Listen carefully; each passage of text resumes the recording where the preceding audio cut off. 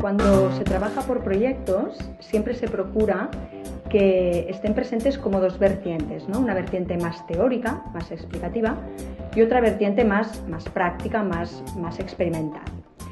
En este proyecto sobre la luz ha prevalecido claramente las actividades de esta segunda vertiente, ¿no? La vertiente más vivencial.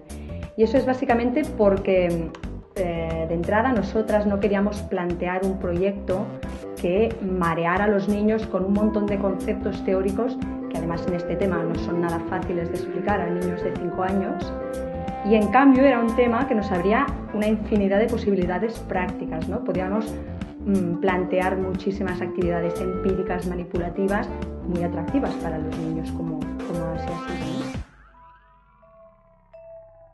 La primera meta de comprensión que se plantea para el proyecto es que los niños comprendan el concepto de luz, ¿no? Para ello, pues, iniciamos el proyecto con una fase de inmersión muy vivencial, donde les tapamos los ojos a los niños con pañuelos para que ellos pudieran experimentar cómo se sienten, qué tipo de sensación les genera el estar sin luz, si es una sensación agradable o desagradable.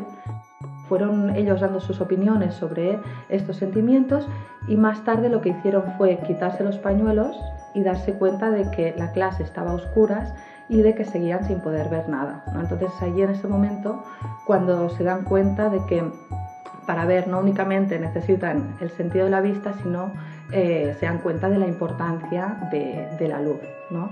Aquí iniciamos una parte pues, más reflexiva donde ellos exponían sus conocimientos previos sobre la luz y pasamos a una fase de clasificación entre luz natural y luz artificial para que ellos fueran practicando también las habilidades para más tarde desarrollar destrezas de pensamiento.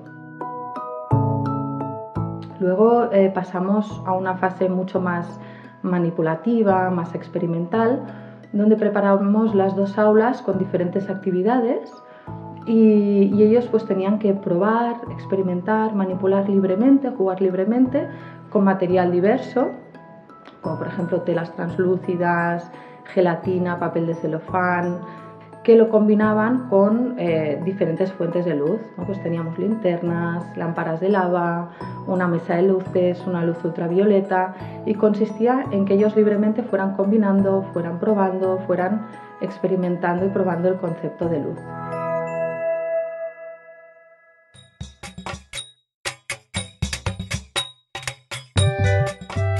The second objective that we talked about was having the students experiment the effects that the light had upon different types of materials.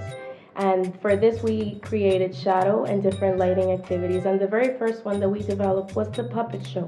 They were able to create their own construction paper figures. And using the light and the curtain, they were able to manipulate their own shapes, creating themselves their own stories. So we wanted the children to be able to create their own figure. And we wanted them to cooperate together in small groups and talk about discussing ideas for them to create their own show for the others. The second activity that we developed was the shadow tracing. And in order to do this activity, we wanted to incorporate natural sunlight. So we took the kids outside and we had them get an object of their choice. And we talked about the sunlight effect on the objects depending on the time of the day. So it was kind of a trial and error experiment. And some of the kids came up with observations such as, oh, the sun is moving from east to west, or when I'm on this side of the school, then my shadow is bigger. Is it shorter depending on the movement of the sun around the day? And the last activity we had the children work with was the UV light. And for this activity, we provided different neon color paints and for them to wear their own white t-shirt. At first, everything was dark, so the students didn't really know what the light was going to come up like. And when we turned on the light, they began to see that their t-shirts light up, and then they saw how the UV light affected the color of the paint to light up and brighten the saturation and give it like a special effect. And they were able to create their own pictures using their fingers, and then they would wipe them up in each other's t-shirts.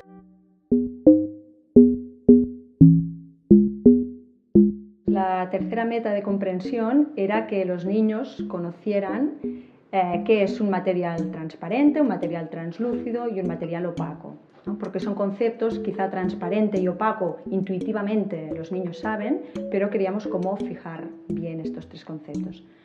Entonces empezamos la actividad con una charla con los niños para ver qué sabían más o menos de estos tres conceptos y buscar en la clase, ¿no?, tipos de materiales que tuvieran estas características.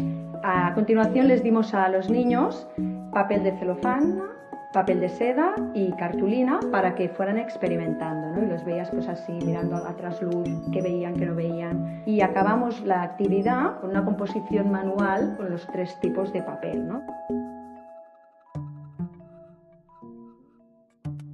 We try to make sure that in every project we get parental involvement, and in this project it was fundamental that some parents came in to help us out with some of the complex concepts about light, and we had our parent expert panel come in. We had two parents at first who came to explain the other concepts of light, such as refraction, absorption, and reflection. For reflection and refraction, the parents came in with different straws and we tested them in water cups. We had a coin in water, and depending on the distance from afar or from near, they were able to whether see the coin or not.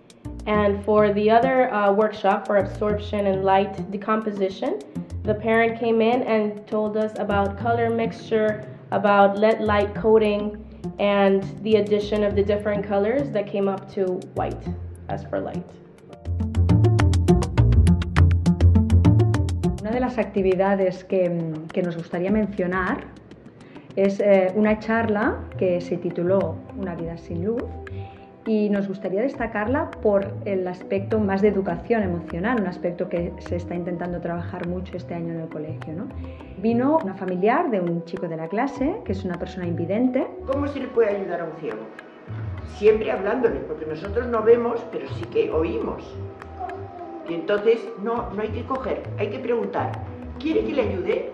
Y fue muy emocionante ver cómo los niños acogieron esta actividad, cómo reaccionaron ante la actividad, ¿no? Porque Marta, que así se llama la mujer que vino con su perro guía, vino además con unos cuantos bastones, ¿no?, de los que usan los invidentes, y supo transmitir a los niños cuál es la mejor manera de ayudar a un invidente, por ejemplo, ¿no? Los niños practicaron con los bastones, ¿no? También pudieron intentar ponerse en la piel de una persona invidente. También nos habló, por ejemplo, que esto fue muy interesante, ¿no?, del lenguaje braille, ¿no?, de cómo facilita la vida de las personas que no ven, que no tienen luz en su vida. También cómo las nuevas tecnologías pues están ayudando mucho la vida práctica de estas personas, ¿no? Los teléfonos móviles que tienen aplicaciones que les indican cómo ir a un sitio, etc. Y también fue muy interesante, como decía, ¿no?, la reacción de los niños, qué les curioseaba de los niños, ¿no? Por ejemplo, ¿y cómo el perro sabe hacia dónde tiene que ir? ¿Y cómo te lo dice a ti? Claro, todo esto fue como toda una lección para los niños. Todas las actividades que se plantearon a la vez estaban pensadas para cubrir las inteligencias múltiples, ¿no? Por un lado, trabajamos la inteligencia lingüística en la parte más reflexiva de la sesión, o cuando manipulaban el pan rallado con la mesa de luces, practicaban también el trazo, practicaban la escritura, la inteligencia artística al realizar pues sus pinturas con la luz ultravioleta, una parte más interpersonal donde ellos mismos, ¿no?, se daban cuenta de sus propias emociones al estar desprovistos de la luz. Y también en este momento, cuando les tapamos los ojos, pues también cubrimos la inteligencia visual y espacial. Y por último, por supuesto, la intrapersonal, cuando se relacionan entre ellos, comparten las ideas y juegan, ¿no?, de una manera cooperativa.